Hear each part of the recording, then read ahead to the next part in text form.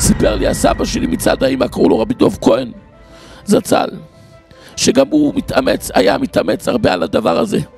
הוא תמיד כשהיה הולך ברחוב, היה לו ספר משניות קטן בכיס, והיה חוזר משניות בעל פה במחשבתו או בפיו, והספר בכיס שאם הוא ישכח איך להמשיך, אז הוא פותח בספר, מסתכל וממשיך הלאה. אחרי שהוא נפטר מצאו אצלו מחברות של חשבון הנפש מעשרות שנים, למעלה מ-70 שנה. הוא גם נפטר בזקנה מופלגת, נדמה לי אולי בערך 95. מחברות של חשבון הנפש, ושם רואים עיקר חשבון הנפש. פה ביום הזה כשהלכתי ברחוב לא נזהרתי לחשוב בלימוד, חשבתי על דברים אחרים, וכן על זה הדרך.